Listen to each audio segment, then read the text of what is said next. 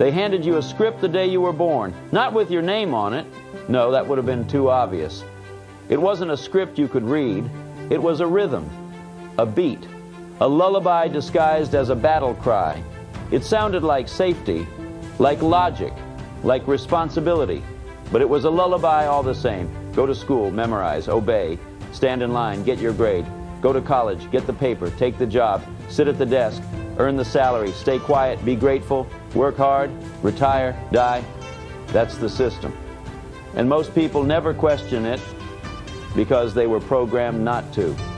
You were trained to obey before you ever learned how to think. Conditioned to fit into boxes before you even knew you had a mind of your own.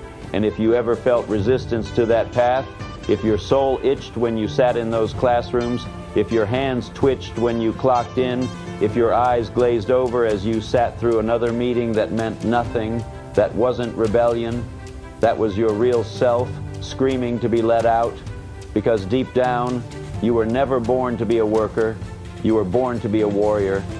And yet the world wrapped chains around your imagination and told you they were a gift, told you a stable job was freedom, that a fixed income was security, that the ceiling they placed above your head was protection. But ceilings were never meant for people like you. People like you were meant to break them. Understand this, you were programmed to work someone else's dream. That's what the machine wants. It feeds off your routine. It runs on your submission. The moment you start asking questions, the gears begin to grind. The moment you refuse the script, the system shudders. Because you, yes you, are more dangerous than you know. Not with a weapon, with a decision. Because a decision backed by belief, that's fire in human form. A mind lit by vision is a threat to every institution built on compliance. They want you working, but never dreaming. They want you executing, but never leading. They want you dependent, but never dangerous. And here's the truth they never told you. You can reprogram the mind. You can overwrite the script, but it won't be easy.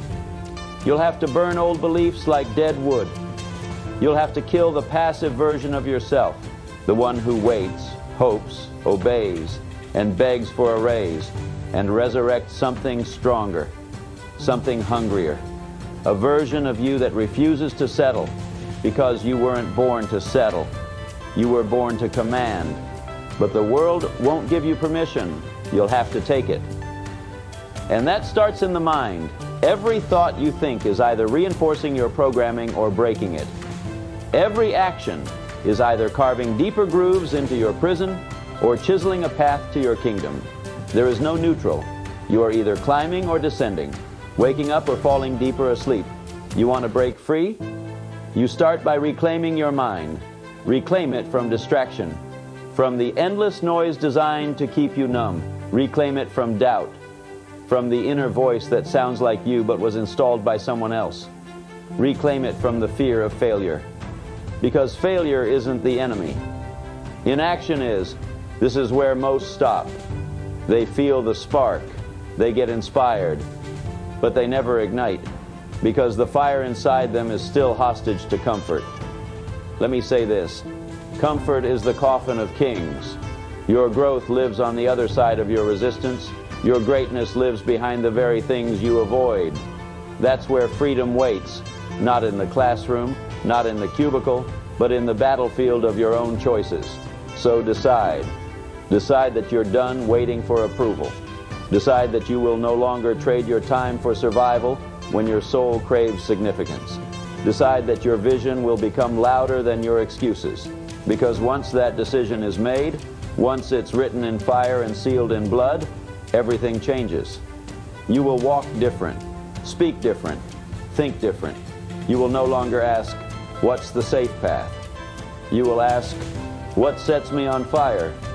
And you'll move, not perfectly, but powerfully. And the world will feel it. You weren't born to be a worker. You were born to build something that outlives you.